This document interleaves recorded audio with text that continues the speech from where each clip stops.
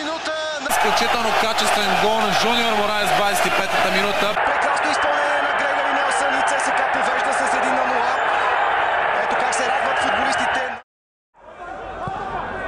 Галчев търси спас, Делев в предни позиции. Делев връща топката за Платини. Изстрел на Платини! Какъв гол! Това може да кажем, че не е само гол на кръга, а и гол на сезона. Невероятно изпълнение на Мишел Платини в 56-та минута. Уникален гол. Какво повече можем да кажем за... Грегори Нелсън тръгва да играе 1-1. Подхлъзна се бранител на Славия. Грегори Нелсън шутира и вкарва фантастичен гол още в третата минута на матча.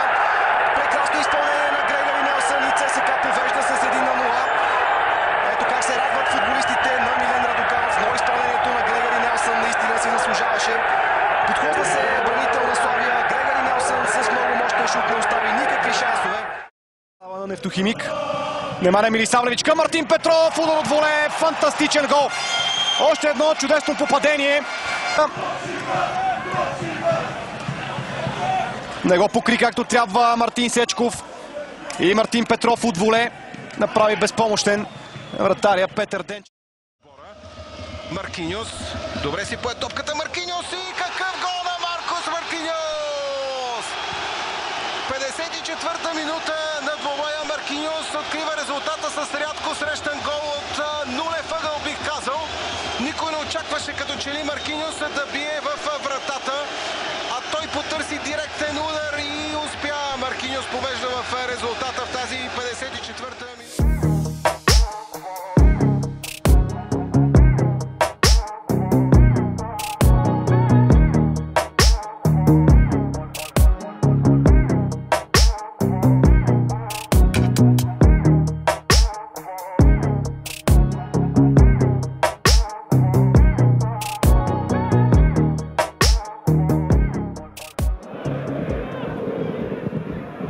С удар от дистанция! 3-0! Зашеметяващо! Тази вечер принадлежи на Тибо Виони, в това няма никакво съмнение.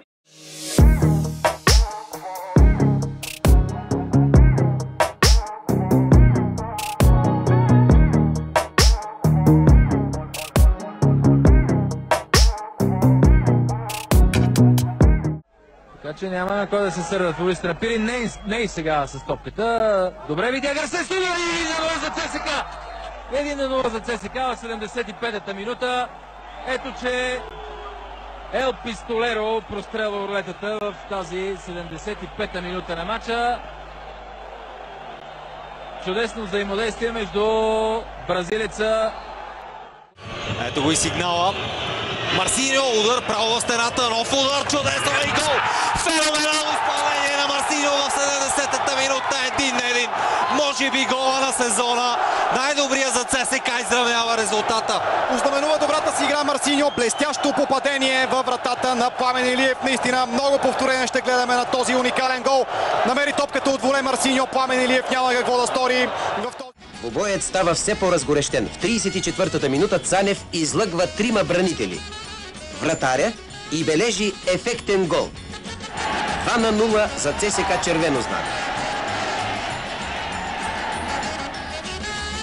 През второто полувреме сините... Видя, че трябва да се връща малко по-назад, ако иска да играе по-често с топката. Сега обаче Мораес владее, влиза в наказателното поле Жуниор Мораес.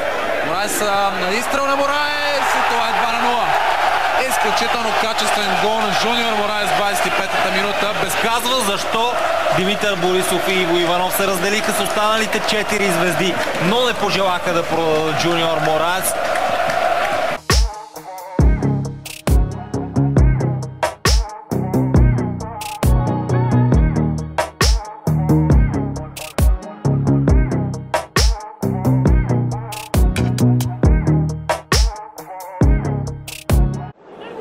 On the through ball's a splendid one from Kostaninov, and Stoichkov with a chance here. Stoichkov takes it delightfully. Well, it's come out of the blue, but a goal for Sredets, perfectly executed, and Stoichkov, who's got such a remarkable scoring record in Europe this season, has scored a goal here to stun Barcelona. Сега да видим Грегори Нелсън. Грегори Нелсън. Защитата на гостите разведена. Нелсън. Възможност за Нелсън. Гол! Браво! Браво, армейци! 82 минута. Грегори Нелсън бележи. Ето, че първият гол крайно разконцентрира футболистите на The New Saints, които държаха фронта до 80-та минута. Попадението на... Това води и до брак, но пък и до качествен футбол. Феноменален гол и това е 2-0. 2-0 за ЦСКА, Жуниор Мораес. Още веднъж центрирането на главата на Мораес от движение. Уепъл вече започна.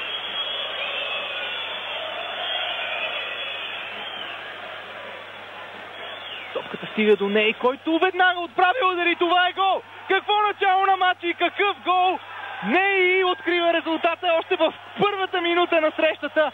Какво изпълнение на нападателя на ЦСКА! Виртуозно изпълнение. На матча зрителите станаха свидетели на красиви голове и рядко виждани изпълнения по българските терени.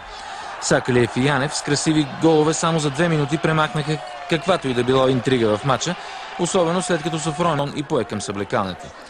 В хронологията на събитията арбитърът Йонов не отсъди Дуспа за ЦСКА за нарушение срещу Сакалиев в 65-та минута, като странно защо... С глава, Марцелини обаче изпреварен. Добра игра на Бодуров, авантаж, пуска Кабаков, удар на Бодуров от дистанция и това е гол! ЦСКА повежда с 1-0, капитана Николай Бодуров с изключително изпълнение. ЦСКА Водогорец 1-0. Помогна особено Марцелини, дръпна Бодуров. Ето го авантажа на Кабаков. Бодуров напредна и шутира много плътен, силен изстрел. Арта на двубоя, пряк свободен удар, центриран в наказателното поле и гол! Симал директно изненада Николай Кръстев и 50 секунди след началото на срещата ЦСКА повежда. Уникално, вихрено, фамозно начало. Центриране на Жоржиньо, изпреварен е Мауридес. След това страхотен изстрел на Рубен Пинто. Уоу. Брутално изпълнение на Рубен Пинто.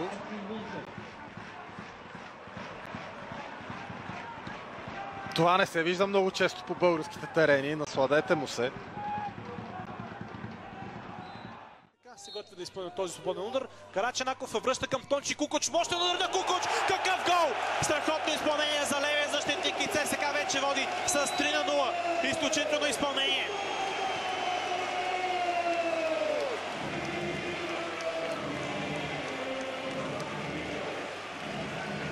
Тончи Кукуч става 8-ият играч на ЦСКА с гол от началото на сезона, а на хърватина му бяха